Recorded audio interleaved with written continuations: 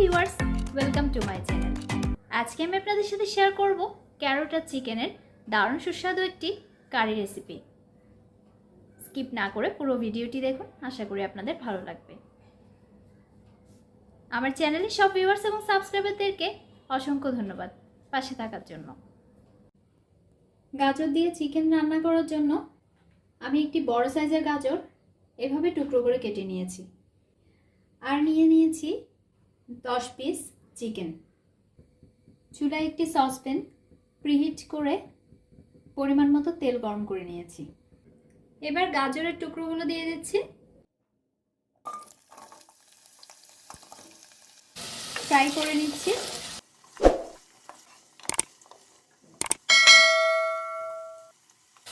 চুলা লো ফ্লেমে রেখে গাজরগুলো ফ্রাই করে নিয়েছি।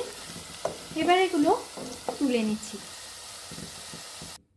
একই তেলে দিয়ে দিচ্ছি 2টো তেজপাতা, 2 টুকরো দারুচিনি, 2টো এলাচ আর 2টো লবঙ্গ। হালকা ফ্রাই করে নিচ্ছি।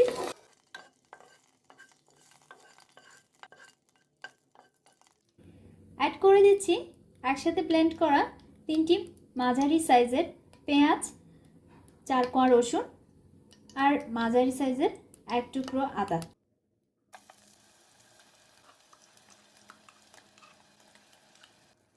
এবার ফ্রাই করে নিচ্ছি।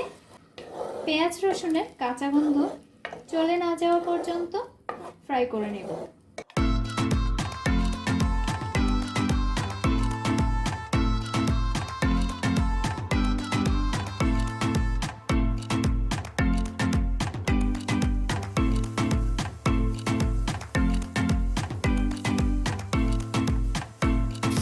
ফ্রাই করা হয়ে গেছে।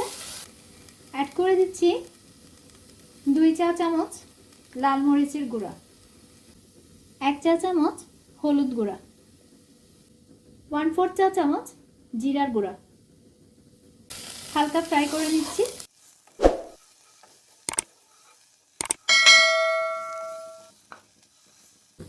এবার চিকেন অ্যাড করে দিচ্ছি।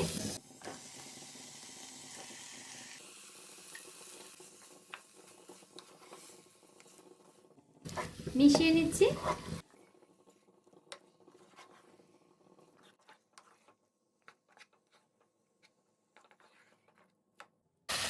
মশলাগুলো মাংসের সাথে খুব ভালোভাবে কষিয়ে নিচ্ছি।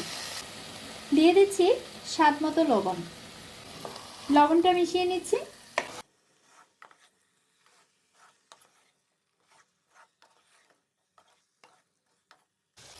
চুলা লো ফ্লেমে রেখে ঢেকে দিচ্ছি।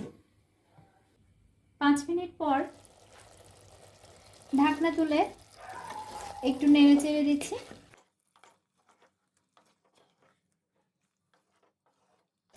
এবার অ্যাড করে দিচ্ছি ফ্রাই করে রাখা গাজরের টুকরোগুলো।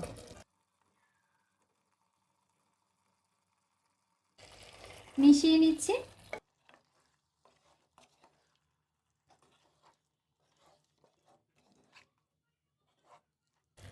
এবার অ্যাড করে দিচ্ছি 500 ml পানি। অ্যাড করে দিচ্ছি টুকরো করে কাটা একটি বড় সাইজের টমেটো। সবগুলো উপকরণ একসাথে মিশিয়ে নিচ্ছি।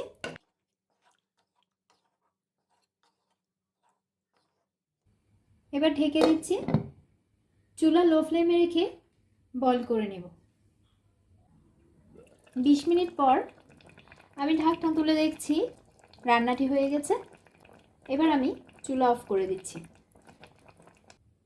তৈরি হয়ে গেল দারুণ সুস্বাদু গাজর আর চিকেন কারি। ঘরে থাকা উপকরণ দিয়েই খুব সহজেই রান্নাটি করে নিতে পারেন। রেসিপিটি যদি আপনাদের ভালো লেগে থাকে তাহলে ভিডিওটি লাইক এবং শেয়ার করুন, আর সেই সাথে আমার চ্যানেলটি সাবস্ক্রাইব করে নিন। পাশে থাকা বেল আইকনটি ক্লিক করে দিন যাতে দারুণ সব রেসিপির নোটিফিকেশন পেয়ে যান। ধন্যবাদ।